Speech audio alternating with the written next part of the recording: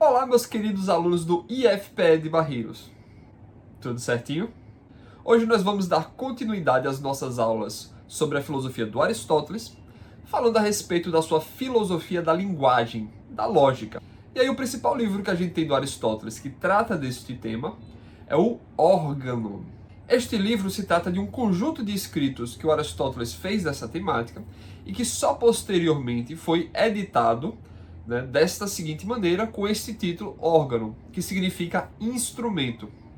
Isto porque, na época, os editores entendiam que a lógica era como se fosse um instrumento para a gente poder fazer filosofia. Ou seja, que a lógica não era propriamente filosofia, mas uma importante ferramenta que o filósofo deve usar para poder pensar com mais clareza, pensar com mais segurança a respeito daquilo que ele acredita. E o aspecto interessante do órgano é que ele começa com os elementos mais básicos da linguagem e vai aumentando o nível de complexidade até que a gente possa ver como é que essas regras da linguagem podem nos ajudar a entender melhor a realidade. Mas aqui a gente tem que fazer uma ressalva muito importante, porque Aristóteles ele não vai falar da linguagem toda, de toda a linguagem em geral, mas de um tipo muito específico de linguagem, que é a linguagem predicativa, a linguagem propositiva. Ou seja, que você vai predicar uma qualidade, uma característica a um sujeito, para propor uma configuração da realidade. Quero propor que a realidade é de uma maneira ou de outra. Então veja só, o Aristóteles ele fala que a gente tem dois tipos básicos de formular juízos, ou seja, de formular julgamentos a respeito da realidade. Um deles é você afirmar algo a respeito da realidade e o outro é você negar algo a respeito da realidade. Quando você afirma, você está juntando duas coisas através do seu pensamento. Então você diz, a estátua é de bronze. Você tem o elemento estátua, que é o sujeito, você tem o elemento bronze, que é uma propriedade, uma característica, e você está juntando os dois em uma afirmação a respeito de como as coisas são. Se você diz a estátua não é de bronze, você está pegando esses dois elementos e separando, colocando-os em lugares distintos, dizendo que eles não se relacionam um com o outro. E aí como é que eu sei se esse meu juízo é verdadeiro ou falso? Olhando para a realidade. A gente faz esses julgamentos, esses juízos, tomando como padrão, como critério, a própria realidade. Então se eu olho para a realidade e vejo que a estátua de fato é de bronze, esse meu juízo de que a estátua é de bronze é verdadeiro. Se eu olho para a realidade e a estátua, na verdade, de prata, então o meu juízo é falso. Porém, se eu digo a estátua não é de bronze e olho para a realidade e a estátua é de prata, o meu juízo, a estátua não é de bronze, é verdadeiro. Mas, se eu olho para a realidade e digo a estátua não é de bronze e a estátua é de bronze, o meu juízo é falso. Então como é que funciona a relação entre linguagem e mundo? Ele faz uma analogia. Aquilo que a gente escreve, as letras, são signos para representar a nossa voz. Então está bem escrito quando representa bem a nossa voz. Porém, a nossa voz representa o nosso pensamento, aquilo que se passa dentro da nossa cabeça. Então se aquilo que a gente pronunciou reflete bem a nosso pensamento, nosso juízo, então a voz está correta. E aí, por última instância, o nosso pensamento representa a realidade. E aí, se o nosso pensamento se compara adequadamente com a realidade, então nosso pensamento é um pensamento bom, verdadeiro. Por exemplo, se eu faço um desenho de uma pessoa na casa, esse desenho será correto se eu quero falar que a pessoa está na casa. Se eu quero falar a pessoa está fora da casa e eu desenho dentro, o desenho está mal feito. Porém, novamente, se eu falo a pessoa está dentro da casa, mas estou pensando que ele está fora, a fala foi mal feita. E por último, se eu penso a pessoa está dentro da casa, mas a pessoa está de fato fora da casa, o meu pensamento foi mal feito. Então ele faz essa analogia a respeito da maneira de pensar, de falar e de escrever. Porém, perceba que esses juízos, eles combinam duas coisas. E a gente tem que primeiro analisar esses elementos básicos da linguagem. Porque antes da gente combinar as coisas, a gente tem que saber o que são essas coisas. E aí o Aristóteles diz que os termos isolados, sem combinação e sem separação, eles não são passíveis de serem verdadeiros ou falsos. Se eu digo unicórnio, unicórnio é verdade ou falso? Não sei. Se você diz assim, o unicórnio está voando por cima da minha cabeça, essa afirmação é falsa. Então, a verdade ou falsidade está no juízo a respeito da relação das coisas na realidade. Mas, se para a gente organizar, juntar ou separar essas coisas, esses elementos, a gente tem que antes saber o que é que são esses elementos, afinal de contas, se eu não sei o que é um livro, como é que eu vou poder julgar se o livro está ou não está sobre a mesa? Se eu não tenho sequer condições de reconhecer o que diabos é um livro. Então a pergunta pelo o que é uma coisa entra na questão da definição. Perceba, contudo, que não é a definição de uma palavra, tal como a gente faz no dicionário, né? De dizer qual é o uso comum de uma palavra. É uma definição da coisa, né? Qual é o ser desta coisa. Então, o Aristóteles fala que a definição de uma coisa ela é feita pela seguinte técnica. É a junção do gênero próximo e a diferença específica. E aí vocês percebam que isso está soando muito semelhante àquela questão que a gente falou do ilermorfismo, né? Porque a pergunta pelo o que é uma coisa é, em última instância, a pergunta pela essência da coisa, a pergunta pela substância da coisa. Então, como é que funciona essa definição aristotélica? Lembrando aquela noção do ilemorfismo, ou seja, a junção de matéria e forma, né, que todas as coisas são a junção de matéria e forma, o Aristóteles diz que a definição também segue o mesmo esquema. O gênero próximo é a matéria e a diferença específica é a forma. Vamos pegar como exemplo aqui o goleiro de futebol.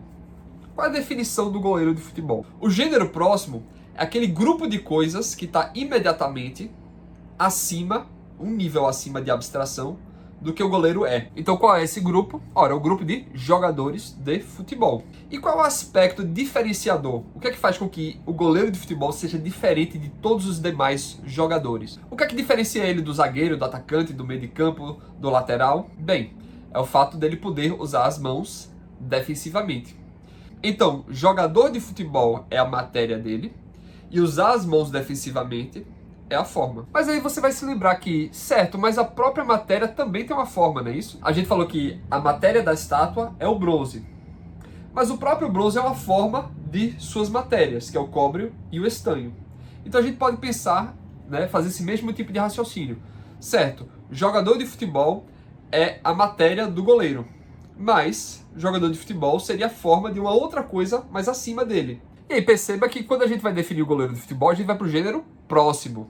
A gente não vai defini-lo falando que ele é um mamífero de sangue quente, que é verdade, mas não precisa. A gente vai logo que está imediatamente próximo ali. Mas para entender o que é um goleiro de futebol, eu tenho que entender o que é um jogador de futebol. Se eu não sei o que é jogador de futebol, eu não vou saber o que é o goleiro. E aí a gente vai, certo? Então qual é a definição do jogador de futebol? Porque o jogador de futebol tem uma matéria e é uma forma dessa matéria. A matéria do jogador de futebol, né, o gênero próximo, seria o quê? Um atleta. E aí qual a definição do atleta? Ah, o atleta é um profissional cuja atividade é o esporte. Certo, mas e que é o profissional? E a gente vai. Onde é que a gente para? Diz o Aristóteles que a gente para nas categorias. As categorias seriam os gêneros mais gerais das nossas definições, dos nossos conceitos. E aí você tem dois grupos importantes, a substância e os acidentes. Então quando a gente vai categorizar as coisas, quando a gente vai definir as coisas, a gente pode, em última instância, colocar em qualquer um desses 10 grupos, dessas 10 categorias, a substância ou os 9 acidentes. E aí lembra muito a nossa noção gramatical, né, da substância como substantivo e os 9 acidentes como um termo bem genérico, os nossos adjetivos, os verbos, os advérbios, os adjuntos e por aí vai. Então o que é que Aristóteles diz? Ele diz que essas categorias ela têm uma certa hierarquia metafísica. Ele diz que os acidentes eles só podem existir na substância. Então os acidentes de lugar, de qualidade, de quantidade só podem ser na medida em que são em alguma substância. Para você ter algo grande, algo bonito, algo correndo, algo ao lado de outra coisa, sempre tem que ter algo, sempre tem que ter uma substância. E ele fala de dois tipos de substância, a substância primeira e a substância segunda. A substância primeira seria mais ou menos aquilo que a gente entende pelo substantivo próprio, né? O João, a Maria, o meu cachorrinho Duque, ou coisas específicas e individualizadas. Já a substância segunda seria mais ou menos aquilo que a gente entende como os substantivos comuns, ou seja, um agrupamento de substantivos próprios, um agrupamento de substâncias primeiras. Então, cachorro, vaca, humanos. E essa substância segunda está intimamente ligada a essa noção da definição, porque ela é mais propriamente a espécie e secundariamente ligada ao gênero próximo. Então, no certo sentido, homem, enquanto substância segunda, seria a racionalidade do animal. E aí perceba que a gente tem dois limites na definição. O limite máximo, que seriam as categorias, e o limite mínimo, que seriam os indivíduos, a substância primeira. Lembre-se que o método de definição do Aristóteles é o quê? Gênero próximo e diferença específica. Então, por um lado, acima das categorias, a gente não tem nenhum gênero acima delas, para que a gente possa defini-las. E abaixo do indivíduo, a gente tem nada mais específico do que ele para defini-los. Então, nem as categorias e nem os indivíduos são passíveis de definição. Perceba, contudo, que isso não significa que a gente não possa entendê-las. A gente pode entendê-las por outras maneiras que não a definição. A gente pode explicá-las, a gente pode descrevê-las e por aí vai. Então, lembrando, todos os itens básicos da linguagem podem ser categorizados, classificados em uma dessas 10 categorias. A articulação que a gente pode fazer com eles é uma articulação de juntar, ou seja, afirmar, ou de separar, ou seja, negar. E o critério de verdade dessas nossas articulações deve ser a conferência com a própria realidade. Até aí tudo bem, mas se você quiser uma explicação mais detalhada, clica aí no link que eu tenho uma aula mais completa a respeito desse assunto. Mas e aí, o que é que a gente faz com essas afirmações e negações? Qual é a utilidade delas? Bem, além dessa distinção qualitativa que o Aristóteles faz dos enunciados, dos juízos afirmativos ou negativos, ele fala que a gente também pode separá-los e diferenciá-los de uma maneira quantitativa. A gente pode fazer de maneira indefinida, de maneira individual, de maneira particular ou de maneira geral. Então, os enunciados indefinidos é quando você faz uma afirmação ou negação, porém você não especifica o escopo dela. Por exemplo, quando você diz assim, homem é safado. Bem, você não está dizendo se são todos os homens, são alguns homens, quantos homens são. Você está dizendo só, homem é safado. Por outro lado, você pode fazer uma quantificação universal. É quando o escopo da sua afirmação ou da sua negação se aplica a todos dentro daquele grupo. É quando você diz, homem é tudo safado. Nenhum homem presta. Você está abarcando para todos. Por outro lado, você pode fazer também uma quantificação particular. Ou seja, que abarca apenas uma parte. Alguns homens são safados, alguns homens não prestam. O escopo de aplicação é um sujeito e apenas um sujeito e nenhum outro. Então, quando você diz assim, tu que tá aqui olhando na minha cara, tu é um safado, tu não presta, se aplica apenas àquele indivíduo, mas nenhum outro. Então, a distinção do individual para o particular, para ficar claro na sua cabeça, é a seguinte. A pessoa que me roubou ontem à noite foi presa. Então, assim, é aquele e aquele pronto. É diferente de você dizer, alguém foi preso ontem à noite. Ou então, ao menos uma pessoa foi presa ontem à noite. Ou então, algumas pessoas foram presas ontem à noite. Ou seja, o enunciado do tipo particular pode ir de 1 a 99,9%. É entre nada e tudo. Então perceba que o Aristóteles trabalha com uma noção muito limitada de quantificação. Na nossa linguagem natural, a gente fala, né? Ah, todo mundo, quase todo mundo, a maioria, boa parte, metade, enfim. O Aristóteles não. Ele trabalha com nenhum, com todos ou qualquer quantidade intermediária. Né? Nenhum, todos ou alguns. Mas qual é o aspecto mais importante e interessante dessa configuração do Aristóteles em afirmativa, negativa, universal e particular? É porque ele organiza os enunciados no que ele chama na figura chamada quadrado lógico. E aí, organizada dessa maneira, ele fala das relações possíveis desses 4 tipos de enunciados. As contrárias, as contraditórias, as subcontrárias e as subalternas. Uma muito importante que ele fala é a relação das contrárias, da universal afirmativa e da universal negativa, todo e nenhum. Ele diz que a verdade em uma implica a falsidade na outra. E a verdade na outra implica na falsidade de uma. Então a verdade implica na falsidade. Porém, e aqui é importante não confundir, a falsidade não implica na verdade. A falsidade de uma pode significar que a outra é verdadeira, mas a outra também pode ser falsa. Então, ambas não podem ser verdadeiras ao mesmo tempo, mas ambas podem sim ser falsas ao mesmo tempo. Então, se eu digo assim, ó, tá todo mundo entendendo a filosofia de Aristóteles. Se isso é verdade, é falso que ninguém entendeu a filosofia de Aristóteles. Se eu digo, ninguém entendeu a filosofia de Aristóteles. Se isso é verdadeiro, é falso que todo mundo entendeu.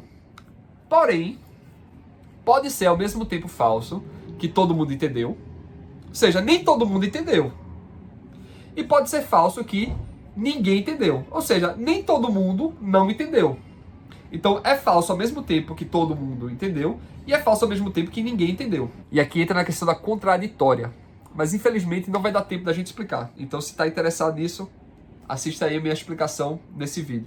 Então perceba que primeiro Aristóteles começou a falando dos tipos dos termos, né, nas categorias, depois da maneira qualitativa de organizar, de articular esses termos em afirmações ou negações. Depois, quando ele inseriu a questão da quantificação, ele passou a falar da compatibilidade entre modos quantitativos e qualitativos de articular esses termos. Eis que a próxima etapa, e a parte mais importante desse tratado do Aristóteles, é a questão da articulação desses 4 tipos quantitativos, qualitativos, de expressar a realidade. Eis que entramos na questão dos silogismos. Lembre-se que o critério de verdade para Aristóteles é a conformidade dos nossos juízos, da nossa interpretação da realidade, com a própria realidade. Se eu digo que o livro está na mesa e o livro não está na mesa, o meu juízo a respeito da realidade foi falso. Mas e nos casos que a gente não tem como observar, como a gente tem como checar diretamente? E aí, como é que a gente faz? Eis que entra a questão dos silogismos. Os silogismos são raciocínios que são organizados de uma tal maneira que a verdade das nossas premissas transfere para a verdade da conclusão. Então, seguindo esse modelo de organização do pensamento, se as premissas foram verdadeiras, a conclusão será verdadeira. Então, como é que funciona o silogismo? Então, vamos supor que tem alguma coisa que você não teria como checar diretamente. Por exemplo, o enunciado, a proposta, o juízo de que todos que nascem em Recife nasceram no Brasil.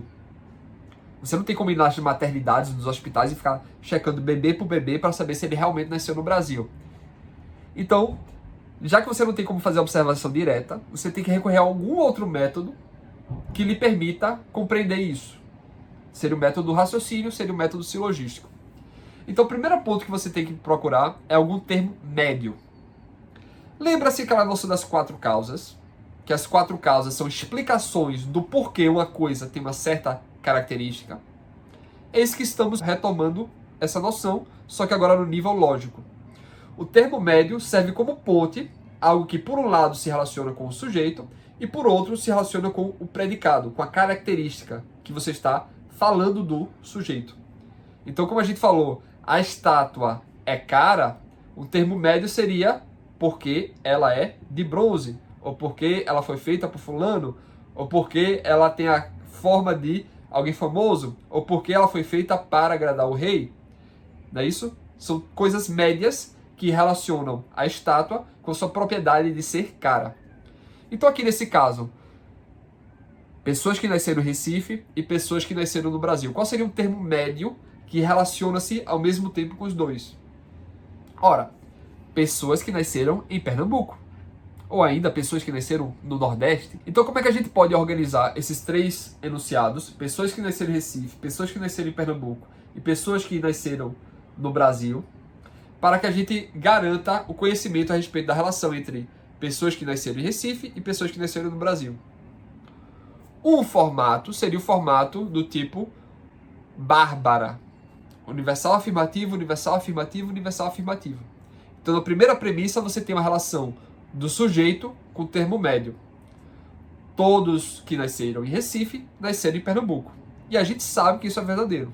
Depois, na segunda premissa, você tem a relação do termo médio com o predicado. Todos que nasceram em Pernambuco, nasceram no Brasil. E isso a gente sabe que é verdade. Então, a partir desses dois conhecimentos, a gente sabe a verdade do terceiro, que é a relação do sujeito com o predicado. Se eu sei que todos que nasceram em Recife nasceram em Pernambuco, e sei que todos que nasceram em Pernambuco nasceram no Brasil, eu sei que todos que nasceram em Recife nasceram no Brasil. Está feita aqui a demonstração daquilo que a gente supostamente não sabia, né? Então essa questão do silogismo é muito mais completa, é muito mais complexa, é muito mais detalhada do que esse pequeno resumo que eu fiz. Mas se você tem interesse em saber mais a respeito disso, dá uma olhada na aula que eu fiz, que é mais completa. Esse é um pequeno resumo de alguns dos principais pontos do órgão, só para lhe ajudar a ter uma pequena noção dessa concepção da lógica aristotélica e como ela se relaciona muito intimamente com a questão da metafísica. Por exemplo, no campo da definição, quanto mais geral, mais abrangente, mais material é, porque é mais indistinto um do outro. Já no campo da ontologia, quanto mais básico for o nível da matéria, é o que é mais geral. Então parece que tem que meio que uma inversão, né? Que no campo do pensamento, quanto mais geral, é mais matéria e mais indefinido. E quanto mais específico, mais formal, mais definido. Já no campo do acontecimento das coisas, da ontologia, parece que quanto mais básico, é mais material e mais indistinto. E quanto mais refinado, mais delimitado, né, mais formal é. Então parece que tem uma relação meio que inversa, vetorial entre pensamento e natureza, né? É um ponto interessante a se pensar a respeito, né? Que a substância no nível lógico e a substância no nível ontológico, como é que elas se encontram ou como é que elas se desencontram nesse sentido. Enfim, próxima aula a gente vai falar sobre a psicologia do Aristóteles, né? O estudo da nossa personalidade, da nossa existência enquanto seres humanos. Ok? Então, até semana que vem.